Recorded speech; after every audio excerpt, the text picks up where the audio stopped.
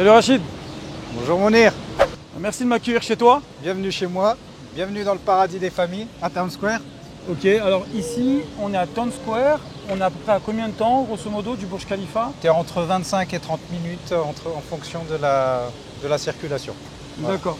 Du coup, est-ce que tu peux nous parler un petit peu de toi, du choix de ta résidence principale et également on va parler aussi un petit peu d'investissement parce que tu m'avais dit en off que tu avais pas mal investi aussi. Absolument.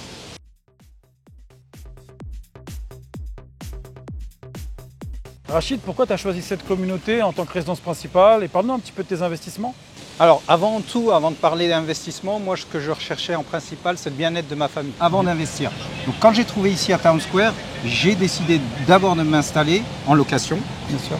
Et ensuite donc d'investir comme tu le sais et dans des zones un peu plus rentables et où je cherchais aussi de la plus-value. Puisque tu me disais que tu avais donc investi à JVC. Oui. Là, avec une super rentabilité, est-ce que tu peux nous en parler un petit peu? Alors j'ai investi à JVC à un moment où tout le monde disait que JVC c'était pas là où il fallait investir. Donc j'ai suivi les conseils d'un bon agent immobilier. Et donc aujourd'hui je fais des rentabilités entre 12 et 15%. D'accord. Avec une belle plus-value en plus, ce qui n'était pas prévu, puisqu'on m'avait dit que c'était une zone où il n'y aurait pas de la plus-value. Mais au final, je fais une vraie belle plus-value aujourd'hui. Et donc concrètement, tu as décidé de ne pas investir dans ta résidence principale, pour en revenir. Ouais. Et par contre, tu as choisi donc des quartiers spécifiques à l'investissement. C'est bien ça? Absolument. Donc j'ai pas voulu monopoliser, si tu veux, ma trésorerie pour pouvoir investir, acheter, revendre. Parce qu'aujourd'hui, si tu achètes ta résidence principale, pour revendre, c'est compliqué. Il faut retrouver une autre résidence principale. Donc moi, j'ai voulu que cette trésorerie elle soit liquide et pouvoir acheter, revendre à ma guise. Et notamment aussi par rapport aux écoles, parce que je pense qu'ici, tu me le disais tout à l'heure, on n'est pas loin des écoles de tes enfants. Absolument. C'était aussi un choix de cette localisation, de ne pas être très loin des écoles de mes enfants, absolument. Est-ce que tu peux nous dire au niveau des enfants, combien ça coûte aujourd'hui l'école pour un enfant à Dubaï? Alors aujourd'hui, moi j'ai trouvé, et ça dépend des écoles, mais tu as le choix, il y a des prix très variables. En fonction des écoles, c'est entre 5 000 et 15 000 euros à l'année par enfant. Aujourd'hui, moi je me situe plus sur la zone 7 000 euros par an, par enfant. En tout cas, merci Rachid. On va visiter un petit peu la communauté? Allons-y. Go.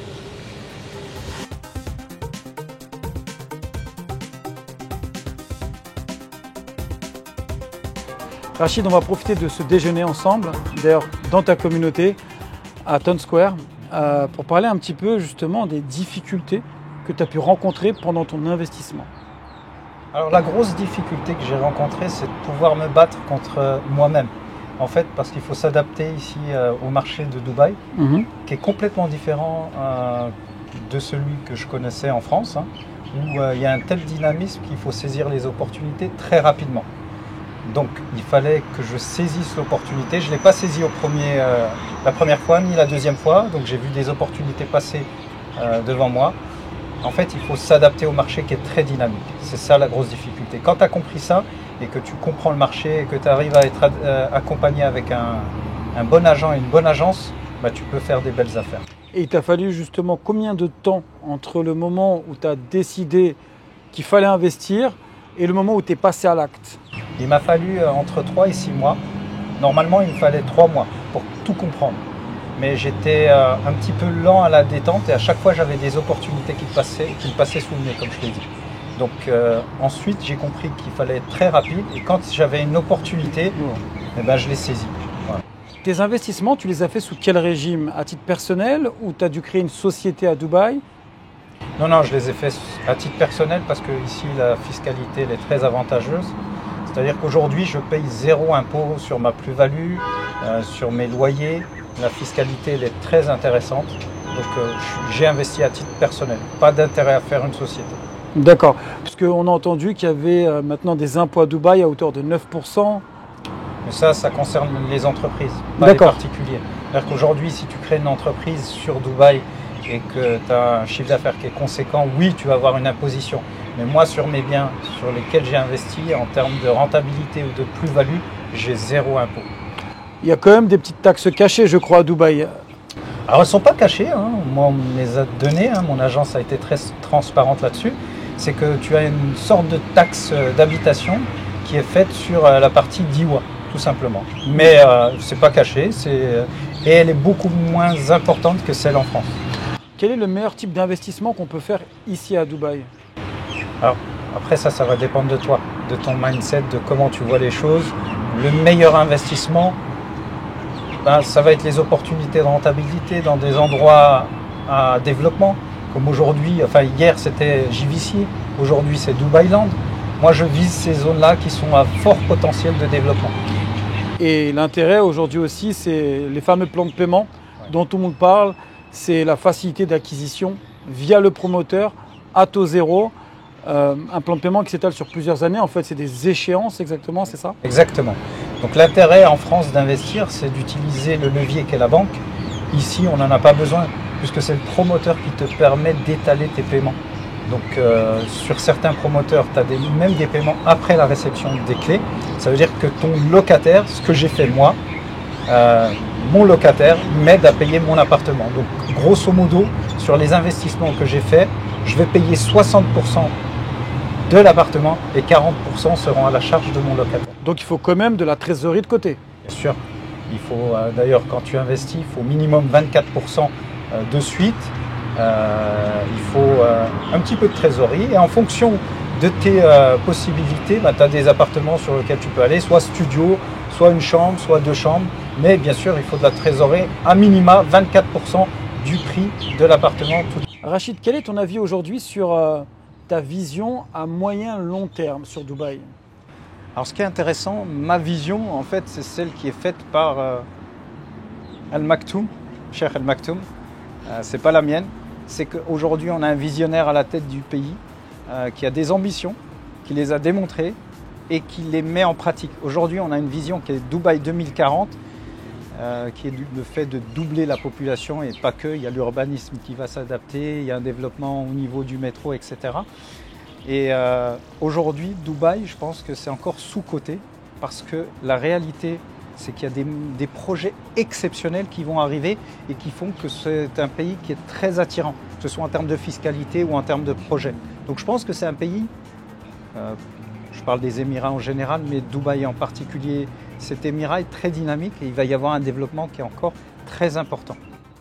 Et d'ailleurs, c'est bien d'en parler puisqu'aujourd'hui, le Cheikh Al Maktoum, ce n'est pas qu'un chef d'État finalement, c'est aussi un entrepreneur qui a compris comment fonctionnait le business, comment attirer des personnes dans son pays, comment les garder aussi avec le déploiement justement de tout ce qu'il a fait. Il a lié l'acte à la parole, il a dit, il a fait. On a pu le voir avec le Burj Khalifa, que même quand il y a des soucis, il trouve des solutions. Et en plus, il trouve des meilleures solutions. Il s'adapte aussi à ce qui se passe dans le monde. Il va plus vite que ce que font les autres dans le monde. Quand il y a un problème à l'extérieur, les gens viennent également à Dubaï. Ils y retrouvent la sécurité, les opportunités, le confort de vie. Donc moi aujourd'hui, je pense que c'est the place to be. Je pense qu'on est encore au bon moment.